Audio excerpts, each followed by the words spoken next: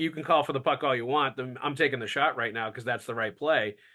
Like, I don't think that's what Pastrnak wants. I mean, infamously, Krejci was not like that when he was here either. He wanted guys that were going to get him the puck, and he would talk about it with the coaching staff if he wasn't getting it. And, who was the guy that Pastrnak was super tight with when he played here? David Krejci. And I think maybe, he sees how Krejci got what he wanted and made demands because he was one of the most skilled players on the team. And I'm sure he does the same thing.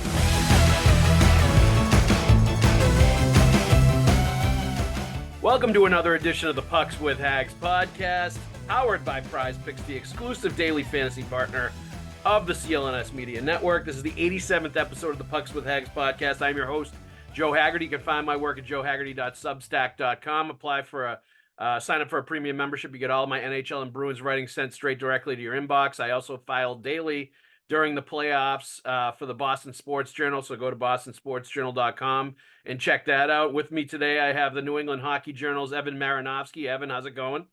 Growing great. The 87th episode in honor of Sidney Crosby, the next year's number one center for your Boston Bruins. I think that's what that stands for, right? Let's get all the Nova Scotians back together again. I absolutely believe that should happen. All right, let's thank our sponsors real quick too. Prize Picks, largest daily fantasy sports platform in North America, and the easiest and most exciting way to play daily fantasy sports. Instead of battling thousands of other players that could be pros or sharks, you simply pick more or less than on 2 to 6 player stat projections and watch the winnings roll right in. For example, if you were picking David Pastrnak goals in the playoffs, you would be crap out of luck right now. So probably don't do that. It's fun and pretty simple. Download the Prize Picks app today and use the code CLNS for a first deposit match of up to $100. That's download the Prize Picks app today and use the code CLNS for a first deposit match of up to $100. Let's also thank Game Time, another sponsor here, taking the guesswork out of buying NBA tickets with Game Time. Download the Game Time app, create an account, and use the code CLNS for $20 off your first purchase. Terms apply. But create an account and redeem the code CLNS for $20 off. And download the app today. Get the last minute tickets, lowest price guaranteed. It's all about the NBA playoffs with Game Time. Really, that's one of their best options they have going.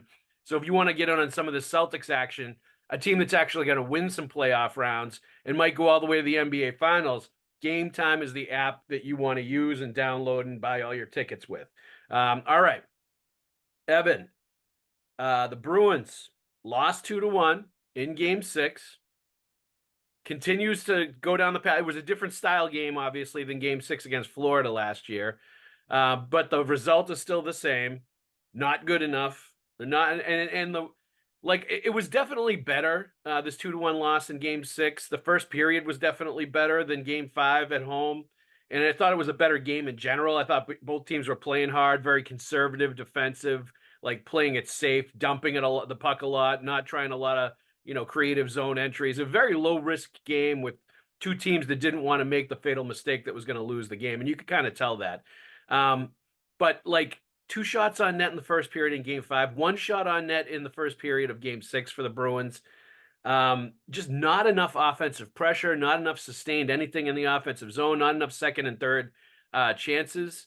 And this is against a Toronto Maple Leafs team that has a suspect defense that they should be able to get chances against. And now the Bruins will be going to a Game 7 again, where I'm sure it's going to come down to overtime, and I'm sure it's going to come down to the bounce of a puck to see who is going to win this series, because we've got the battle of perpetually underwhelming, choking dogs, Toronto Maple Leafs, who can never win a playoff series, who have a bunch of great players that don't do jack squat in the postseason after they light it up run and gun style during the regular season, against the Boston Bruins team that has now lost 6 straight closeout games, 5 straight closeout games under Jim Montgomery, is basically going down the same path of last year to a first round exit that is going to get everybody on their back. And frankly, I think is going to have much more consequences for this team this time around if they blow a 3-1 lead and lose in 7 games. And by the way, they would be the first team in North American professional sports history to be up 3-1 in a series and blow both series 2 seasons in a row. That has friggin' never happened in any sport. Not in MLB, not in the NBA, not in the NHL. But the Boston Bruins, who infamously, blew the 3-0 lead against the Flyers the year before they won the Cup, are on the cusp of like choking away epically, historically, two different first round leads that they had. They're one game 7 loss away from doing that. So I just wonder what your sort of take is on this team at this point, what you think you've seen, what you think you're going to see in game 7, and why the Bruins are in this spot right now. Well, it's interesting. Your characterization of the Leafs honestly could be used for the Bruins at this point. That's what I mean. I know They're both sides of the same coin. Totally. it Like, is. It's the choke bowl in game 7. I mean, I think my biggest takeaway and what concerns me the most is you're right, right? They were better in game 6 than they were in game 5. That's a low bar though. Like that's a very low bar. yep. And you look at so against Joseph Woll, who was inserted into this series in game 5, he's a good goalie, but he's young, right? I mean, he's a young goalie, no playoff experience entering this series. Yep. And you put 2 shots on him in game 5 in the Garden in the first period, and you put 1 on him in game 6. Now I get it, right? A lot of shots got blocked in game 6 in that first period. The Leafs were blocking everything. Yeah. But still, to only get 1 shot, and that to me is where it's concerning. And that is why I think game 7 is do or die for Jim Montgomery. He's coaching for his job without a doubt. I think whichever team loses on Saturday, their coach gets fired. Gone. Yeah, coach I agree. Gone. So that's kind of my number one takeaway is the most damning thing is they were not ready to start either game. You mentioned how both teams are playing uber conservative and it's a lot of dump and chase. And that game 6 was super conservative. That was They was no high risk plays being made. They were just dumping it in and getting the puck and trying to like put pressure on the forecheck and just really defensive conservative hockey on both sides, which, the Bruins have done that a lot in this series, but the Leafs, I don't expect to see that out of them. And that's been like kind of a surprise that they've been playing sort of playoff winning style hockey. They've sort of changed what they're doing. They have, and you look at like the way the Bruins have played these last 2 games, though they're playing like they're conserving a lead in the last minute of a game for every minute of the game, and I think they're playing nervous, and they looked really nervous at the beginning of game 5. So that's my sort of this takeaway. My big picture takeaway is that win or lose on Saturday, they do need some sort of roster shakeup. I think that you're seeing up front especially. They're not taking smart routes into the offensive zone. I think John Buccigross tweeted that clip. Morgan Geekie had Charlie Coyle going straight to the net, wide open. What? Yeah, I mean, he was on his backhand. That's kind of a tough play. I think doing a screenshot of that and trying to say that was this huge missed opportunity when he had like 3 seconds to pass it to him. He did, but he's on his backhand going full speed to the net with like, and cutting across. And he did get it to him a little bit later than that. But like to sit there and say that was some like amazing, great offensive opportunity that they missed, I'm not sure. Like I just think hockey sense, offensive hockey sense wise, though, he's right. He's right. Yeah. I mean, generally speaking, I think you're right. That's the thing. And like, again, I like Morgan Geekie. I do. I think he's been a tremendous pickup and he plays big and he's actually had some really good offensive zone sequences in the series. Well, he's been a hell of a lot better than some of the other guys like Pavel Zacha in this series as far as. Oh, God, yeah. Yes, and he scored. I didn't realize. I actually did not know Morgan Geekie scored. We got on to do the post-game show. Yes, and our great producer, Amit, had the bottom. It said, like, Leafs win 2-1. And I said, Amit, that's wrong. The Bruins never scored. And he's like, yeah, they did. And I was like, what are you talking about? He's like, they scored this 0.1 seconds left. I was like, oh, I turned the TV off at that point. Yep. So did Finn. Finn went to bed at that point. Like, I don't blame him. I'm done with these losers. I'm going to bed. Finn was smart. I actually, do you know Megan Kelly, who works at ESPN? Yeah, you do. You work with her at NBC. So she tweeted out that she didn't watch Game 6. She took a nap during it, woke up and just went back to sleep. So I texted her. I was like, "There's no way that's true." I don't believe it. She said, "I went to bed. I didn't watch a second of the game." I didn't either. But I kind of think it's a shtick with her. I don't believe that for a second. I don't believe that. Maybe I kind of believe it now. I'm taking the cheese. Prize Picks is America's #1 fantasy sports app with more than 3 million members. It is the easiest and most exciting way to get on the action while you watch your favorite sports and players. You just pick more or less on 2 or more player stats and watch the winnings roll in. Prize Picks is so easy to play. I can make my Celtic picks and make my entry in less than 60 seconds. quick withdrawals, and easy gameplay, and an enormous selection of players and stat types are what makes Prize Picks the #1 fantasy sports app. Celtics and NBA fans, you can get in on Prize Picks in 30 states across the country, including California, Texas, and Georgia. On Prize Picks this week, I'm selecting Jason Tatum to dish out more than 5 assists and his teammate Jaylen Brown to have more than 22.5 points. Download the app today and use code CLNS for a first deposit match up to $100. Pick more, pick less. It's that easy. Prize Picks. I think bigger picture, there does need to be some sort of roster shakeup. You wonder about the culture of this team. You look at sort of the franchise pillars. I know I'm getting way ahead of myself. You're obviously not trading Pastrnak. You're not trading McAvoy.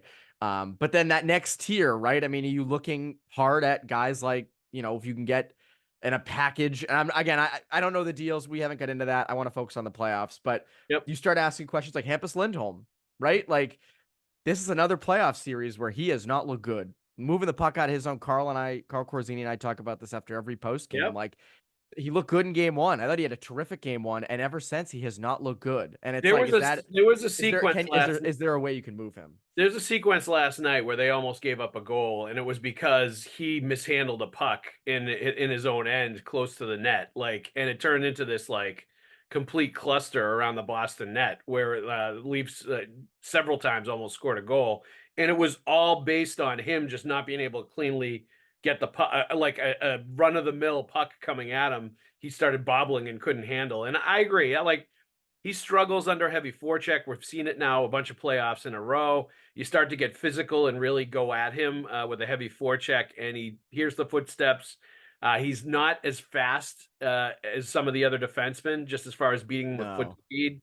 And you see him get caught sometimes as a result of that. And he's always chasing the play in the defensive zone. He is. It's never the correct he's always like a split second late. If you just watch him in his section of the ice, he's just always a step behind. And it's funny because last regular season, he was dominant, right? And he had a bad one against the Panthers, but he had, his foot injury. So obviously, you have that. And this year he did take a little bit of a step back, but still serviceable, still solid.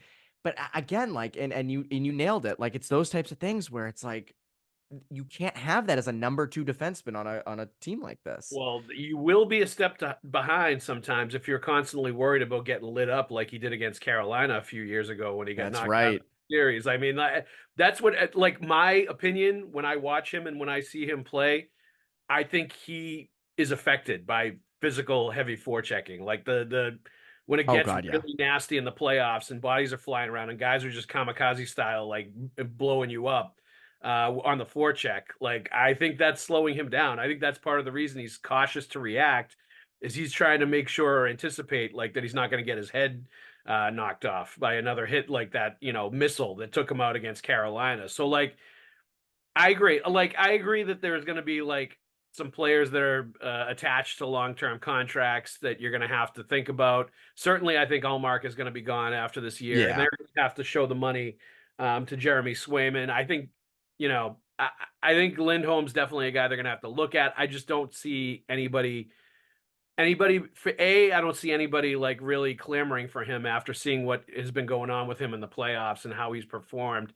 And B, as the salary cap goes up, if he turns into a middle pairing defenseman that you're paying $6 million a year that can play 20 minutes and you can sort of, shelter him somewhere where you're not asking him to do as much as you are, not expecting as much as you are right now, maybe it would be okay. You know what I mean? Because he's not getting paid McAvoy. He's getting paid. No, he's not. Less. So, my issue is more. There's other players. Your best players aren't doing enough. It's not even this. Is not no. I know that. I'm just saying more along the lines of if you can make a roster trade shakeup, you can't trade Pastrnak. Yeah, but I know what you mean. No, but I think if the players you're paying $10 million plus a year are not getting it done, it doesn't matter. You're shuffling around the deck chairs on the Titanic and bringing in this guy and bringing out that guy. If those guys are doing it, and if those guys aren't showing the necessary intestinal fortitude and the necessary mental and physical toughness to get it done in the playoffs, you're going to keep losing. It's not going to matter. Charlie McAvoy is chasing after hits when the goalie is pulled and losing his Yeah, position. So William Nylander can easily get an empty net goal that basically ends the game.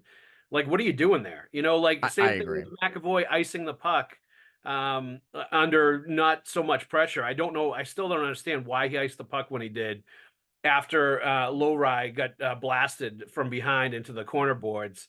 And that icing directly leads to William Nylander scoring. And oh, by the way, it was like a wobbly wrist shot that bounced off of Charlie McAvoy into the net. Like, if you're going to block a wobbly wrist shot, which you should in the playoffs, a wobbly wrist shot should not be getting through traffic to get to the net. No, it You shouldn't. got to block it. You can't like just be sort of in no man's land, like trying to get out of the way or trying to like, you know, it was too bad too, because I think the first half of that game in game 6, McAvoy was very, very good. And then I think he made some critical mistakes in the second half of that game that really cost the team. And part of it maybe is that he's doing a lot of heavy lifting and playing a lot of hard minutes, and he's getting pounded physically, and he's doing pounding as well physically. And maybe it wears him down as the series is going along because it's such a difficult role that he plays.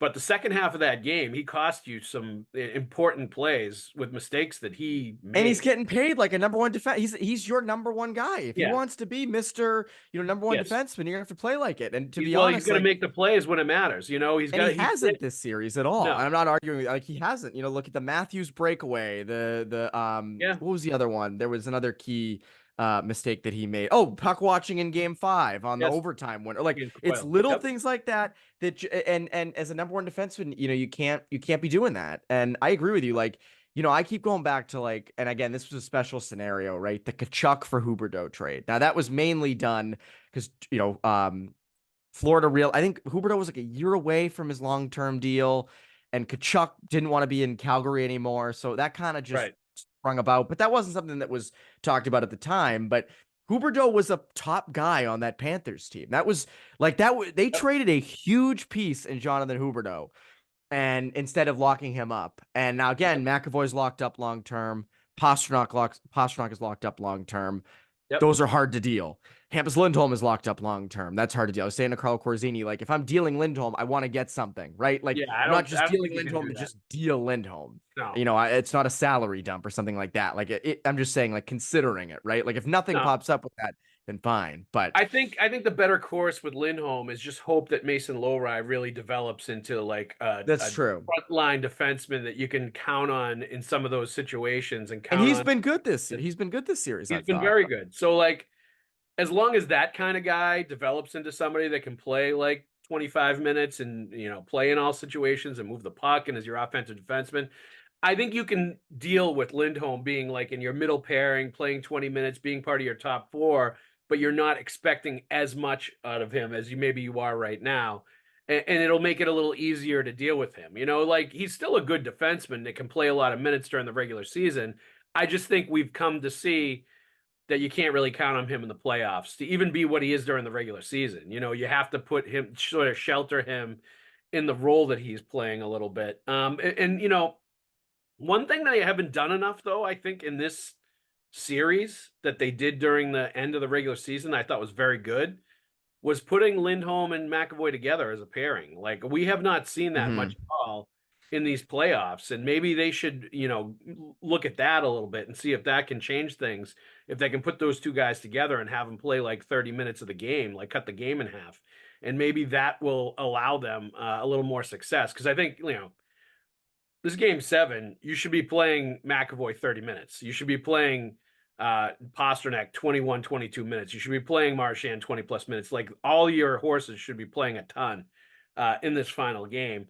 But I want to get to David Pastrnak because I think we need to talk about him. I just have one last thought on Lindholm. It's not long. I promise it'll be quick. Yep. I think it's telling that they were as in on Noah Hannafin as they were at the deadline.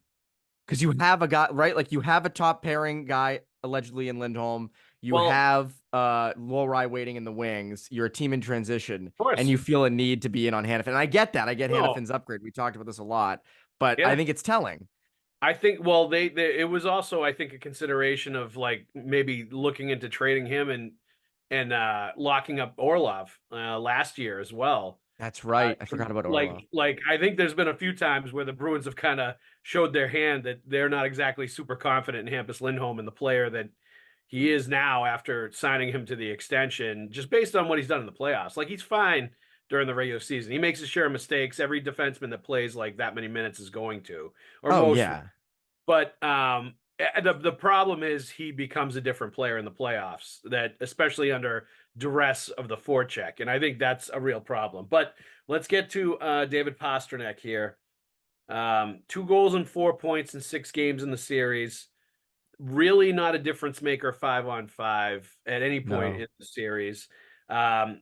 His buddy William Nylander had a superstar moment in Game 6, scoring 2 goals, having a ton of offensive chances, and really showed how you have a superstar moment where you elevate your game and you take over a game in the series and you become a big factor in the playoffs. Like William Nylander did that. He hasn't really done that much previously in his career in the postseason, but he did it in Game 6. And Austin Matthews had it in Game 2 as well, where he stepped up and dominated that game and won that game for the Toronto Maple Leafs.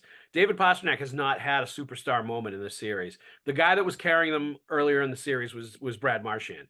Had a great start to the series, helped win them some games early in the series. But David Pastrnak has not been good enough in this. And I thought it was interesting that Mike Milbury was on with WEI with the Hillman show and intimated that it looks like Pastrnak isn't happy and that he's kind of not playing at 100%, and something seems to be off with him, and not necessarily physically, more he's dissatisfied with something, or he's not his normal joyful self in the playoffs, or like something's bothering him. I'm paraphrasing, but that's basically what Milbury was saying, which I thought was really interesting. And this is what Jim Montgomery said after the game last night.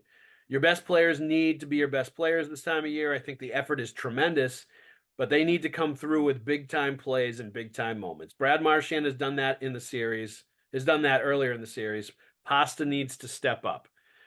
That is as bold a statement as you're going to get from Jim Montgomery when he's talking about like one of his players. He has definitely gone down the like nice guy road the last 2 years, knowing that he was replacing Bruce Cassidy, who got fired because he was mean to the players and because they Big didn't meanie Bruce. but he was challenging them. So like when Montgomery came in, there was a lot of talk about like a softer approach from like some of the veteran guys. I remember Marchand saying that at the golf tournament at the very beginning of not this season, but the season before Montgomery first took over. So like Montgomery basically calling Pastrnak out and saying he needs to step up, I think is a big deal. I think it's very telling of what they feel like he's done in this series, and that he hasn't been good enough, and that he hasn't elevated his game. And they're right. And I just wonder if this Game 7 is going to be it. I wonder if we've seen any evidence from him in any of the postseasons he's been in. Even though he's put up good numbers, he's had some, hat tricks in playoff games. He's had some good playoff games, but he's never had one of those moments, I feel like, in the postseason where he said, "Jump on my back. I'm going to carry us. And I'm gonna make sure we win this game." Like we've seen Marchand do that at times. I don't know that we've ever seen David Pastrnak do that, and he has to do it. I think in this Game 7, it is on him to show that he's the superstar player he is during the regular season, and have just like this supernova game that is gonna like somehow push the Bruins and will the Bruins into winning this Game 7, where everybody thinks now they're gonna collapse and poop their pants in Game 7 and they're gonna lose again. I think he needs to do something to change that, to change the momentum, to change the mindset, to change where we think this series is trending. Somebody needs to step up and do something about it. And I think Pasternak's the guy that has to do it. It has to be. I think the only, obviously, as you mentioned, I mean, points wise, I think he's still over a point per game in the playoffs in his career. I mean, he's been solid, overall points wise, and that is his job. You look at last year, Game 6 against the Panthers. That should have been it. 2 goals should win you that game, but you gave up 7. So Right. again, but I agree with you. I mean, he's been invisible this series, and pucks are dying on his stick. A lot of turnovers. Again, falling down a lot too. He's falling down. He's falling down a lot too. Looks, I mean, just and they're being physical with him, but there's just nothing to it. And I just looked it up, 15 high danger chances with him on the ice at 5-on-5. That is not near the top of the team. And that's ridiculous. And even last night, I think game 6, he had 4 shots on net. Were any of those near the net? I know a couple times he had shots from the perimeter. Yep. Again, like, and granted, Nylander's first goal was a wrist shot that deflected off McAvoy. I mean, it wasn't, it wasn't some beautiful goal, but he had a much better game, 100%. Well, he also had it like right at the end of the first period. He had that high danger chance where he took it to the net and they all scored. Like he was getting good with chances seconds left, close to the net in between the dots. There's nothing of that with Pastrnak. And I agree with you. And I think, again, like they need him badly right now. And because again, like along with Brad Marchand in those first 4 games, the bottom 6 was also contributing with goals. And that's great, but you can't expect that every game. You cannot expect your guys like Frederick and Beecher and those guys, Maroon, to constantly be providing you with points. You can't. They can be X factors. They can help you win a series, but you need your top guys to be your top guys. And I think this kind of goes back to like, obviously Pastrnak needs to elevate his game. There's no doubt about that.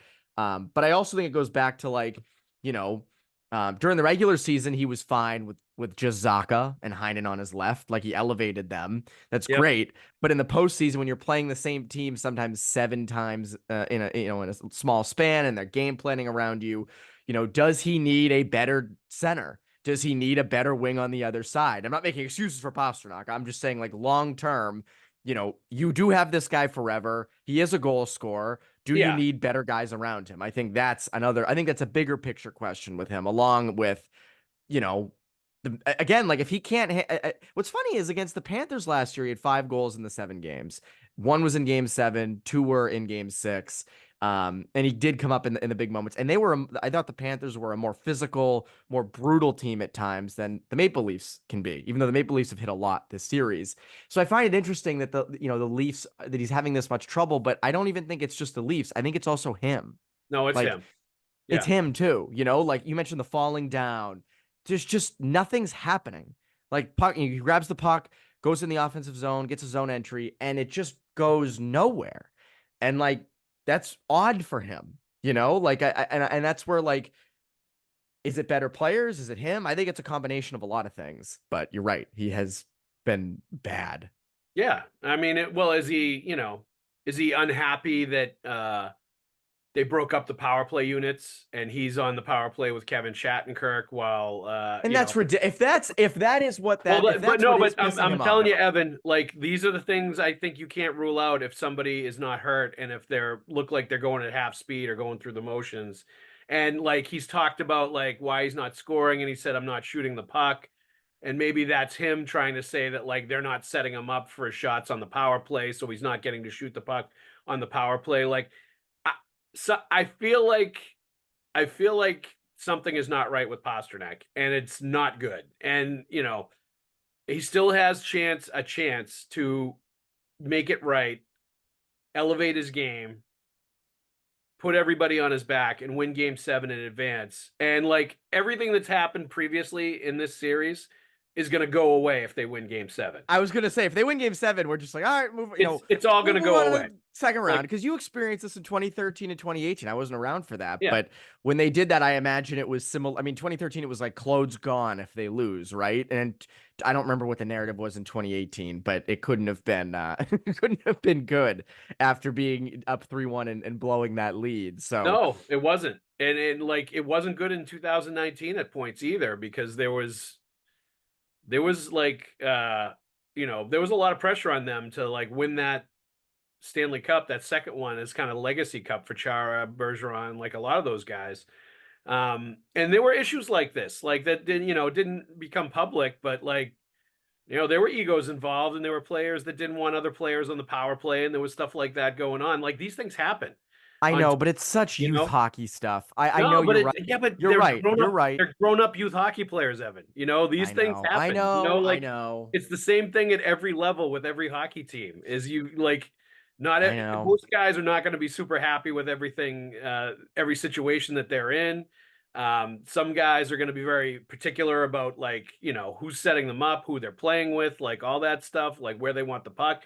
And it's funny. I remember hearing Shattenkirk, and like this actually follow me down the conspiracy road with this a little bit. Ooh, get the tinfoil hats. I like this. I like this. Like I remember we were talking to Kevin Shattenkirk earlier in the series, and he was talking about him playing on the same power play unit as Pastrnak, and he said, "Look, I'm perfectly fine with shooting the puck when my shot is there. Like, I'll listen to the complaints from Pastrnak and I'll hear the stuff from him about wanting the puck or whatever else, and I'm fine with like ignoring that and just making the right play." And I think he is. And I think Pastrnak would much rather play with guys that are going to feed him the puck. And McAvoy is a guy that's going to feed him the puck. Oh God! And I thought it was really interesting that they sort of like in the middle of the series tried to like change the power plays and move them back to what they were before for really no good reason. Like they took Shattenkirk out of the lineup, that messed up all the power plays. They put Matt Grzelcyk in unprompted. Like it was weird to me that they did that, and I still don't understand what the explanation is. They have not come out with any kind of explanation as to why they did that. But I think it might have something to do with like all of those players wanting to be on the same power play unit and not liking that they were split up into two different units. It would make sense. Montgomery, that's something Montgomery would do. He did it, like to do it for those guys. Yeah. And that's again, like, that's my conspiracy theory for the day. I'm just gonna. I have zero evidence of that. Nobody has told me that. Like that is not something I've heard from anybody. But like just having been around hockey for a long time and knowing how things work and some of the things that I've seen and heard, like just like from players talking about things publicly, like a Shattenkirk talking about like being willing to wave off Pastrnak and say like you can call for the puck all you want. I'm taking the shot right now because that's the right play. Like, I don't think that's what Pastrnak wants. I mean, infamously, Krejci was not like that when he was here either. He wanted guys that were going to get him the puck, and he would talk about it with the coaching staff if he wasn't getting it. And, who was the guy that Pastrnak was super tight with when he played here? David Krejci. And I think maybe, he sees how Krejci got what he wanted and made demands because he was one of the most skilled players on the team. And I'm sure he does the same thing. Yeah, look, it wouldn't shock me. It wouldn't. And to me, like at that level, right, with ego and things like that getting in the way, well, then that ego potentially costs the coach's job.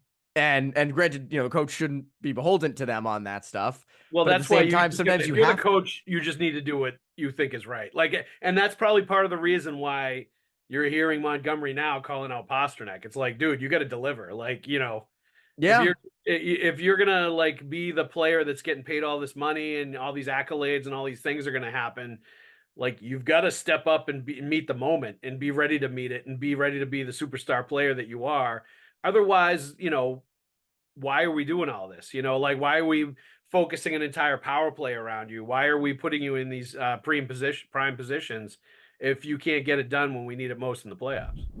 You getting excited about the Boston Celtics? Jason Tatum, Jaylen Brown, the entire band of Celtics players looking like they have what it takes. Even if Porzingis is hurt every once in a while and has to miss a few games, they look like they're going to put a blowtorch through the Eastern Conference and have a lot of exciting games. If you want to get in on the action, go to Game Time. It's an authorized ticket marketplace of the NBA, which makes getting playoff tickets even faster and easier. Prices on the Game Time app actually go down the closer it gets to tip-off. If you need to check out the website, check out gametime.co to see what it's all about. But there is lowest ticket price guarantees, event cancellation protection, 24-hour return guarantees, job loss assurance, on-time ticket delivery. Game Time Ticket loves their fans and they're committed to ensuring you have an outstanding experience with them. So why not go and see what Game Time is all about? You can download the Game Time app, create an account, and use code CLNS for $20 off your first purchase.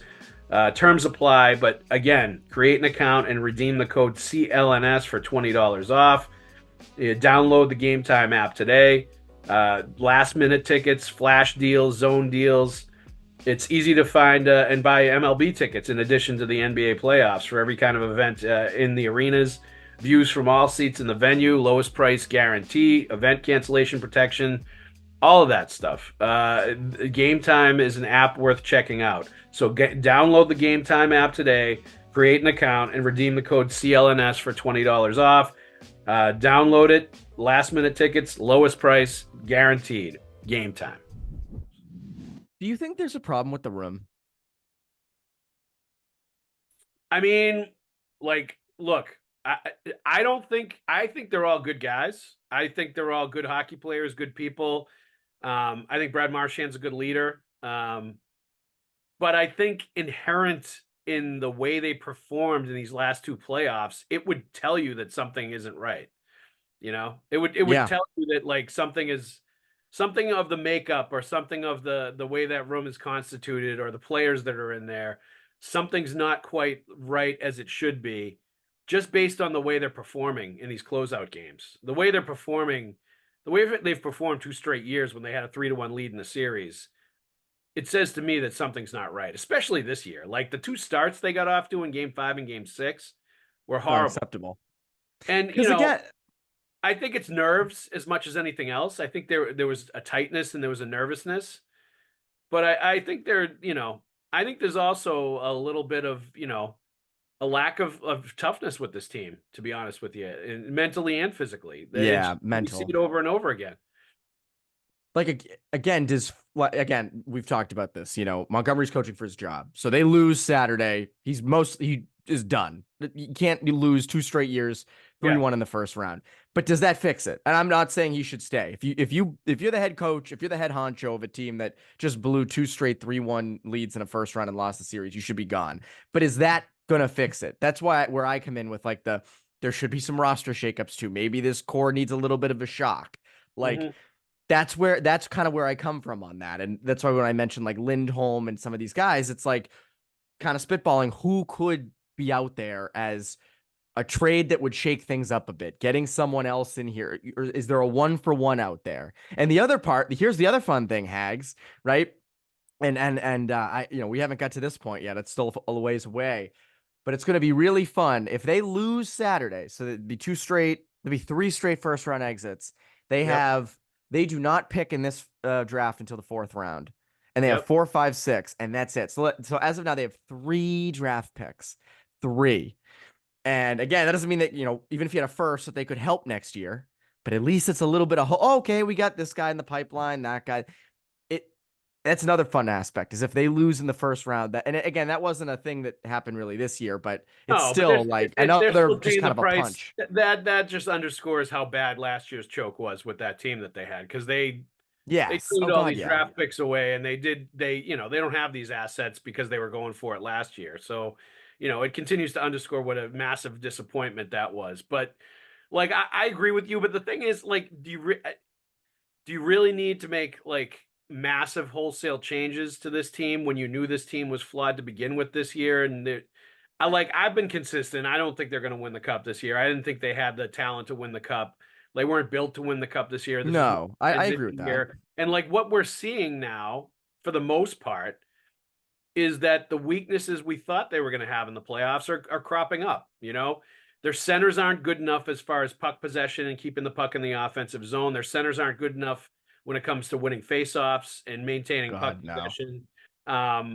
There's issues with this team when it comes to that. They're still not good between the dots, interior offense, like being good enough and big and strong enough to fight to get to the net. The defenseman core, I think, is definitely something that's been a little disappointing when you thought it was going to be a strength of the team. But I just think when you look at this team, and offensively, we knew they weren't going to be as explosive as last year. They weren't nearly as good and as deep and as talented offensively as they were a year ago. And you're starting to see all of that stuff crop up in this playoff series against the Leafs. And this is what we thought was going to happen. Did we think it was going to happen in the second round again instead of the first round? Yeah, especially when we found out the Bruins were playing Toronto. But I think like what we're seeing is just that this team had flaws, and the flaws are coming out with Bergeron and Krejci gone. And like Zacha and Coyle have not done anything offensively in this series. Like Coyle has had some chances, but he hasn't been able to finish them. But I think part of it I waver back and forth on the making like these big trades and this huge shakeup because they're going to have like $30 million in cap space. They're going to be able to add players. Like they're not even going to have to trade players to add players to alter the I DNA know, of the but team, to improve it, to make it better. Like they're just going to be augmenting what they have, and then maybe that will allow guys to slot into better. Like if they're able to trade for or sign a number one center, a legit number one center, and everybody sort of slides down a slot, will that make things significantly better? Maybe it would, and maybe that would make everybody a little bit better as well if you start adding some legit impact pieces like that. So, like, I think you've also got to view it through that prism that this was always a team that we thought these kind of flaws were going to come out in at some point in the playoffs. Like, it's definitely worse because of how it's played out and how they had the 3-1 lead, and it looks like they might blow it again. And it's going to be very similar to last year against Florida. We're seeing them give up bad goals at bad times. We're seeing them, not show up at starts of games when they really need to be there emotionally, physically, mentally. Like we're seeing all of that stuff come out. But like, let's be honest, like watching this series, watching last night in really what was a must-win game for both teams. Do you think Florida's watching that and saying, "Ooh, I don't want to play this team or I don't want to play that team"? They're licking their friggin' chops oh because god, yeah. they're going to absolutely blow the doors off of either one of these teams because they're just not in the same class that the Florida Panthers are. And that's kind of, I think, how you have to view the Bruins right now is they've got some issues. I think they've got, issues of toughness mentally and physically within the room. I think they've got issues as far as the center position goes. Certainly, they're having huge issues with the faceoffs. I think they've gotten like there were some players that were throwing the body last night. There's no question about it. But I didn't think everybody was hitting the way they were earlier in the series last night. Like McAvoy certainly was, some other guys were. But I think they've gotten less physical and less sort of like willing to try to push around the Leafs as the series has gone on. And I think that's an issue as well. But like in general, I think when you're watching this team, it's just a confirmation for me of what I thought all year, which is they're a good, not even close to great team that a good team is going to be able to exploit and beat in the playoffs. And we're starting to see it happen. I just didn't think it was going to be against Toronto. I thought it was going to be next round against Florida. And if they somehow win Game 7 on Saturday night, I think it's going to be like a 5-game series against Florida and they're going to be done. And then we'll be like sort of, are you going to feel that much better about this team if that happens? Maybe a little bit, but I think you're still going to come away with the same feeling that it's a bridge year, it's a transition year, and they need some major improvements for this to be a cup contender again. So then you do need to make some trades, I think, or you need to address the core. You can't run this but I same think you can crew address the back. core by adding to the core instead of like switching things out. Maybe they But need to is bring in that a is that in couple of free like agency though? Like, is that there are some I mean, there's guys like Gensel and Reinhardt and Toffoli. I get yeah, that, but Stamkos, I mean, he'd be a great Bruin. But yep. like, would that Sidney Crosby? Sidney Crosby? There's the one. That's the Petrov McGuire special. Sidney Crosby. I'm Sidney for Crosby wants out of Pittsburgh. Says, "Get me the hell out of here." Wants to go play with his Nova Scotia boy in Boston. it. I'm for it. Come on. I would be. Oh my god. It'd be awesome. Come on. Let's daydream. Seriously. Let's daydream because we've been really negative today. Let's be positive for a second. Okay, this is the Gen X or my Gen Z. I think I'm Gen Z. 1999. Yeah, I'm Gen It's X. the Gen Z way of thinking of let's be positive. Let's what would it take to get Crosby? What would it take? I mean, that's a good question. I like he's one of those guys though. If he like wanted out of Pittsburgh, they would accommodate him. So I don't even know how much it would take. I don't think it would take like a crazy amount. Like because Anders Bjork and a third. Urho Vakanainen and the rights to Pavel Shen, who they drafted out of Russia like 4 years ago or whatever. legend. So yes. Crosby and the rights to the other dude too, the Russian kid that blasted his way out of town with Claude. What was his name? Oh, was that for Baka Carlson? No, that Forsbacka Carlson is Swedish. The Russian kid. That's right. Was in Providence and never made it. I can't think of his name. It was before my time. But he badmouthed Claude, and that was him basically shooting his way out of town. I forgot about He's been a KHL legend since then. I can't remember. There are people listening, like hitting their steering wheel, like saying his name. Like, how do they not know who that is? So Crosby's a pending UFA next year, at 8.7 million. I would be fine with taking that. That'd be a really fun experiment. I'm all for it. That would be a great time. To me, the thing that I keep going back, because I agree, you and I agree on this team. We both agree. We said all year this is a team that should get to the second round and you're good, right? Or you're happy with that. Yeah, that would be a positive step if they can find some way to have the mental and physical fortitude to get through this first round series, advance to the second round, even if it's a quick series, 5 games, losing to a better team. I think that's a positive step, and that's something they can build on. But they need to look like deep within themselves. They need to have like a look in the mirror kind of moment at this point and figure it out. Otherwise, like they're going to be painted as chokers and underachievers if they make history and they blow 3-1 series leads 2 postseasons in a row for the first time in North American sports history. If they're the first team to ever do that, that's a tag that is not going away. And the other thing they're going to know that they're going to feel that pressure going into that game. Like there's no question about it. The other interesting thing is like it's one thing when the Felger and Maz of the world call them chokers, because that's something that they do. It's another thing when people like you and me and Connor and Ty and the people on the beat are calling them chokers. That's a very different thing because it is what it is. If you have a 3-1 lead 2 years in a row and you blow it, you lose 3 games in a row and you're out of the series. Like there's something wrong. Like there's something wrong with your team. But if you're doing that, to me, what is so concerning is it wasn't like the Leafs just woke up and played a much better game. No. You didn't come out to play in game 5. Yes. You didn't make any real adjustments in game 6. You changed the lineup. We were walking out of the Garden after game 5. We walked and we were like, what was that about? Why change the lineup? Yeah. What was the point of that?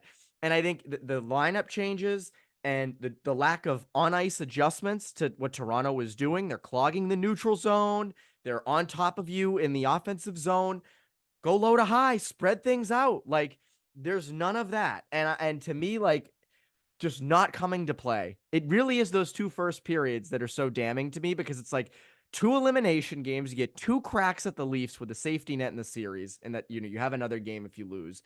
Yep. And there was none of that. And we haven't even mentioned this. You wasted some pretty good performances from Jeremy Swayman.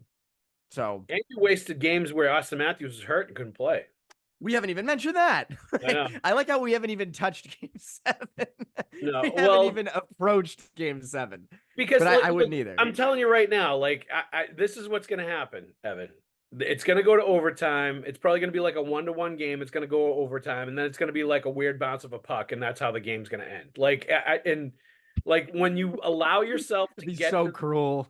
When you allow yourself to get to that point, like you deserve to lose. Like if you had a 1 series lead and you allow it to become a 50-50 bounce of the puck in overtime, some weird thing that's going to happen that's going to end somebody's season, you deserve to have your season ended because you didn't have the killer instinct. You did not have the mental and physical capacity to eliminate a team, to just take over and impose your will on the other team. When the Toronto Maple Leafs in that game 5 here were ready to die. They were ready to get eliminated. They were ready to get picked off. They were ready to go to Galveston. They were. If you could come out and had a strong first 30 minutes, they were ready to keel over and die. And you just couldn't do it. And the fact that over and over again, they can't put away other teams with this particular group of players and this particular coach, something needs to change. I will give you the caveat. They still have an opportunity. If game 7, if they win, all of this goes away. All these questions go away. We move on to the Panthers and we'll say they proved something. I think the roster questions stay. I do think there are roster questions that stay. I think for the serious hard questions will start to go away. I think there's going to be less talk about like Montgomery needs to be fired. There's going to be less talk about like these big pieces need to be rearranged and everything needs to change. Like they still have it within their power to change the conversation, to change the narrative, and to stop people from talking about these things and kind of expecting these things. But like this is part of professional sports, especially when you put yourself into this situation. is you've put all kinds of pressure on your back. Like they have put all this pressure on their shoulders now that where the Maple Leafs are playing with house money, nobody expected them to win, and now they're on a roll and they're laughing and smiling. And William Nylander's all like, "Oh, we're gonna get a chance to finally win a game 7, I guess." Like they're all, they're not feeling any pressure at all. And now the Bruins are walking around with like 100-pound weights on their back. They're walking around with a refrigerator strapped to their back, trying to play hockey and win this game. And it's going to be difficult, but like that's what you have to do in the playoffs sometimes. Like this is what it comes down to. Suck it up and get it done. It does, and and it's on them. It's 100% on them. And I also think like with this core, right? Like, we mentioned what they're gonna be known for. If they lose Game 7, this will be 2 coaches they've had fired. Like, obviously Montgomery has made some mistakes, no doubt about that. But if these guys could have just showed up in elimination games, right? Even think back to last year against the Panthers, the Game 5. Game 6, you go to Florida, you get a bunch of goals, but you give even more up. And then Game 7, if memory serves, they didn't really show up in Game 7 either until that third period. I remember that place kind of being dead. Yep. Because they didn't show up in that. And then you look at Game 5 this year, you look at Game 6. So it's this pattern. And I like to have on your mind, like these guys like McAvoy and Pastrnak who are locked up long term with lots of money, right? They're guaranteed that money. They're guaranteed long-term stuff. And obviously Montgomery's contract is, I believe, 3 years. And, he'll get all his money, of course. Yep. But long-term stability, he does not have. No. And, I think with coaches, like it always weighs on the minds of players, right? Of like when you get a coach fired, that's why typically when the next coach comes along, it's kind of a fire under their ass. We saw that in the regular season last year with this team. If you bring in like a Gerard Gallant, let's just say Gerard Gallant, you bring in him, right? Yep. It'd be a hell of a crazy hire. But if they did that, like, okay, they're great in the regular season again. All right, well, they did that 2 years ago. How do we know they're going to be different in the playoffs? Like, then it hits the point of like, all right, the message isn't getting stale. Maybe it's the core. Like, that's why I keep mentioning like, shake things up a little bit if they lose this because, and I get where you're coming from and that this is a transition team. I get it because I agree with you on that. Yeah. But I think with the core pieces, like you have to ask some hard questions. Can these, like, is there any coach that's going to work with these guys? Can these guys win a Stanley Cup? And we don't know yet. We don't. And again, if they show up in Game 7 against the Blues in 2019, none of this, like, oh, they already have a cup. Can they win another? Yeah. It's a different story now. It's different. Yeah. They have not. The Bruins have not won a Game 7 since 2019 in the first round against the Leafs? Yeah. That crazy? Yep. There's a track record there in postseason of them not being able to like gut check moments, them not being there and not being able to get it done and not even really playing a good game, not even really like showing the requisite level of mental and physical toughness that you need to win those kind of situations. Like they don't show it. And that's why, like, I think adding, like I said,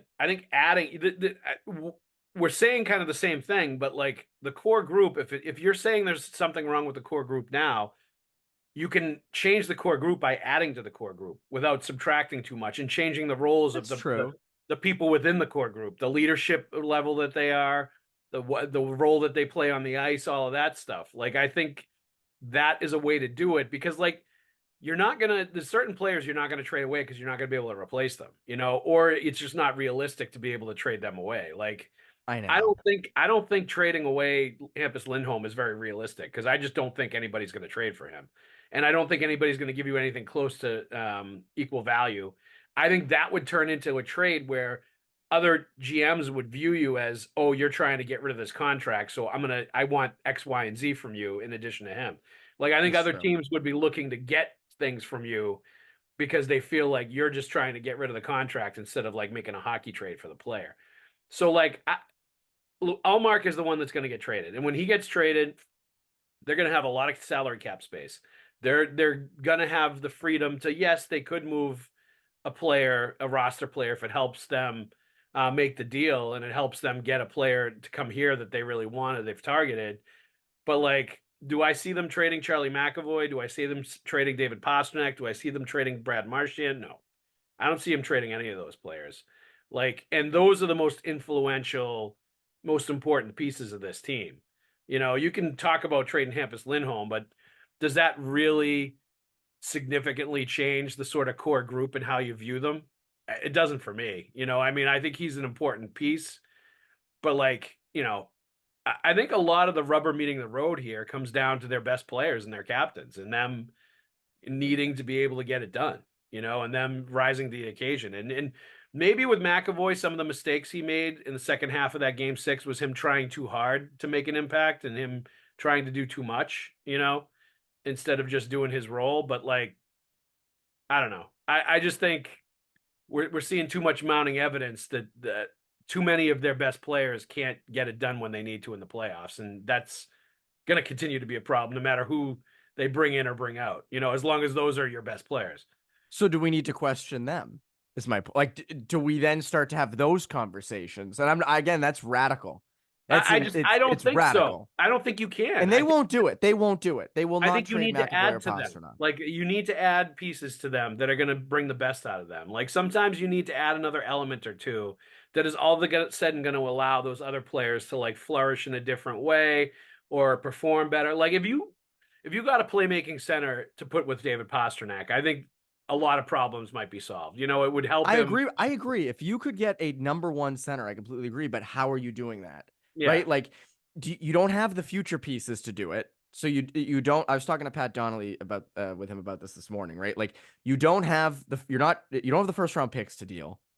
You don't really have a ton of prospects that are well. You do have a first round pick starting next year. Like you do, but do you want to?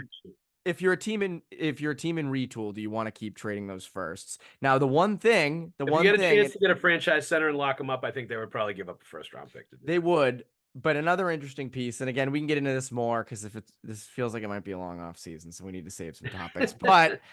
but like, do you know if you feel like, all right, let's move Zacha to the wing, let's move Coyle to the 2C spot. Do you then say, you know what, let's package Patra? And that is a valuable commodity. No, that's something you do. I think something like that is definitely like, if the right player was available, I think they would have to start thinking seriously about that stuff. You know, like, are you getting a number one? I mean, outside of Crosby, it's never gonna happen. But like, I'm curious what, like, after this performance in the postseason, what you could get for Jeremy Swayman if you just decided to stick with Ullmark. You're right. And Swayman as a means of, like, you know, really bringing in something significant that would help this team. I don't think that's ever going to happen because I think they really liked Swayman. I think he's proven that he's their guy and he can be a number one guy in these playoffs. And I think he's going to get paid as a result of that. And he's going to be here for a long time and he's going to be the number one guy, as he should be. But I think that, you know, put it this way. I think, and I think you agree with me, I think a lot of things should be in play this offseason if they lose game 7. I think you've got to start really thinking about everybody being available, about like what this team needs going forward, about who should stay and who should go, who's part of the problem, who's part of the solution. Like, I think all of those things are going to have to really be deep discussions on Causeway Street with Don Sweeney and Cam Neely and, you know, the entire brain trust. And they're hard questions because some heads have to roll if they lose game 7 again. They have to.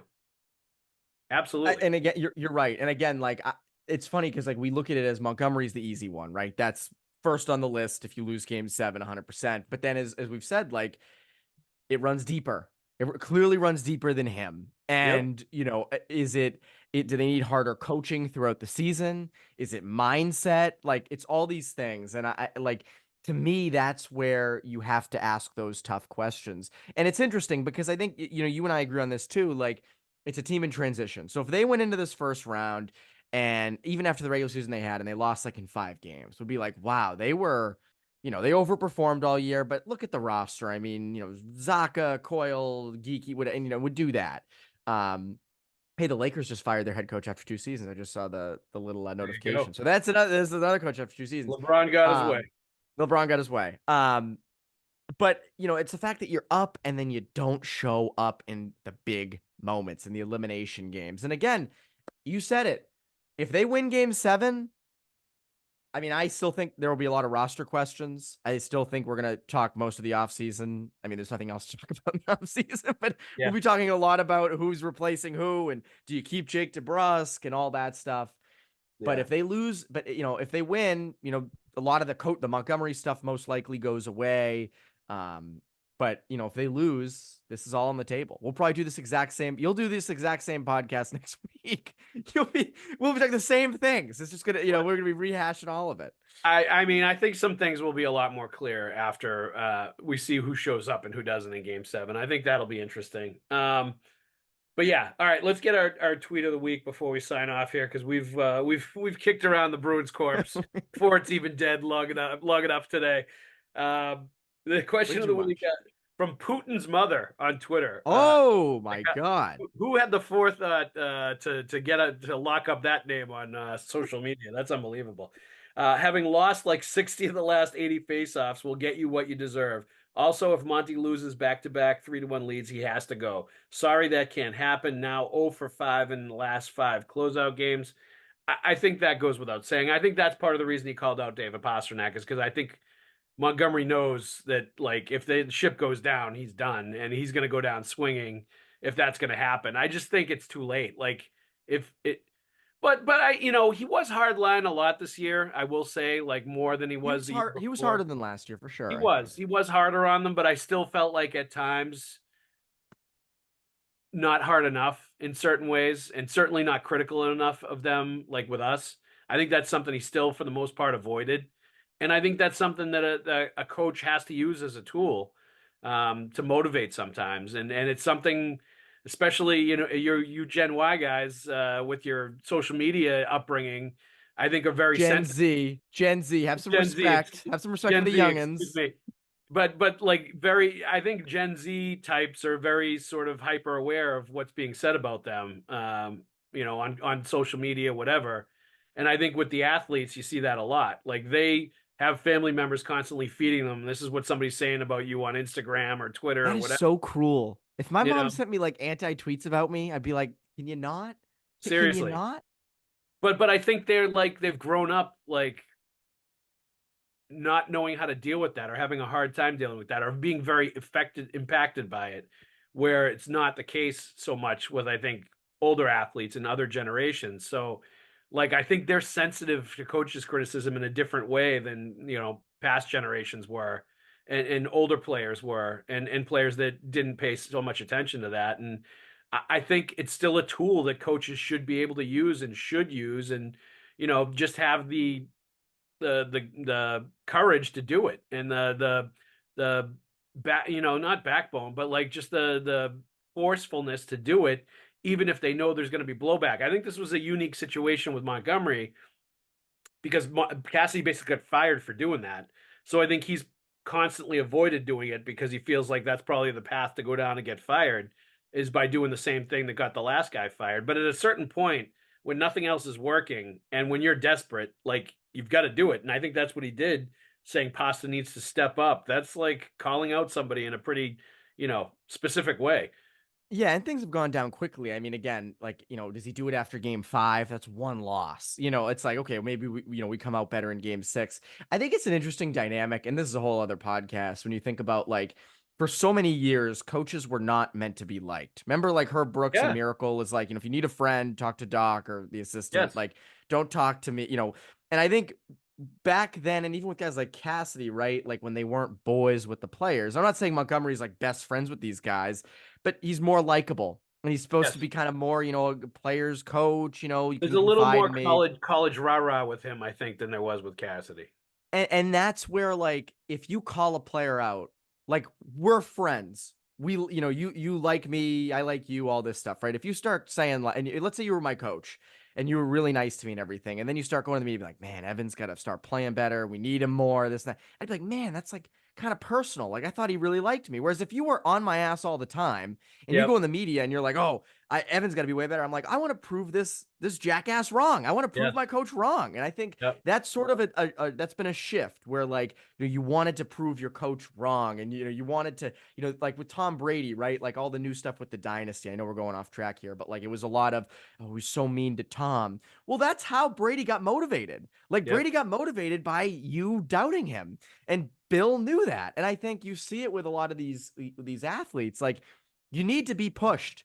You can't always have your ass kissed. And Yep. some of these players have come through, highly touted prospects, NTDP, top recruits to college, and that's been their life of like, you're the best. You're awesome. And I know we're going down a whole thing here. No, it's And true. But to your point, like sometimes you also, and this is something that has been very consistent with this group of Bruins players. Sometimes when you lose, you have to go out there and take accountability and face the music and actually like talk about what happened and accept responsibility and answer the tough questions. And there's some players on this Bruins team who some people thought should have been captain uh of this team going into this year that don't do that, that don't yeah, adequately show up when they lose and don't adequately discuss what happened when they lose and doesn't want to take accountability for things after they lose. And it's when you do that over and over again, that's like an accountability thing that I think needs to change. And you need that's not really good leadership. That's no, it's not. somebody that is not facing things head on when it's tough. And nothing gets tougher than the playoffs and the postseason and the adversity you face there. So like,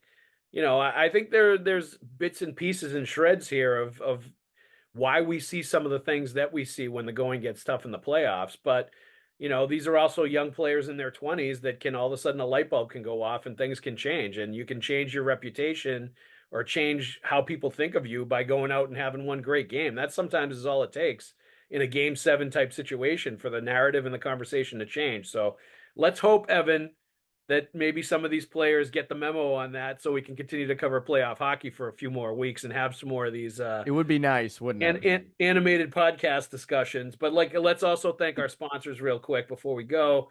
Prize Picks, the largest daily fantasy sports platform in North America, and the easiest and most exciting way to play daily fantasy sports. Instead of battling thousands of other players that could be pros or sharks, you simply pick more or less than on 2 to 6 player stat projections and watch the winnings roll right in.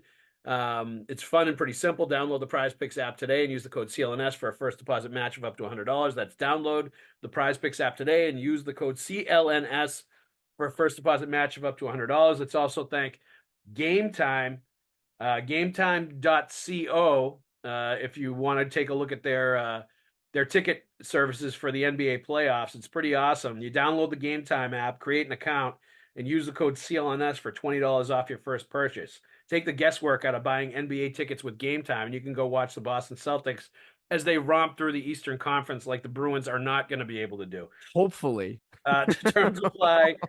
So again, create an account and redeem the code CLNS for $20 off your basketball Celtics playoff tickets at the TD Garden, because there's probably only going to be tickets to one more Bruins game for the rest of the Stanley Cup playoffs that you're going to have a chance to go get. So Yeah, go to download game 7. Go to game 7. That's a download great the idea. Game Time app today and buy your Celtics tickets. Last minute tickets, lowest price, guaranteed. Get in on the Game Time action. All right, Evan Marinofsky, thank you very much for joining us today. Of course.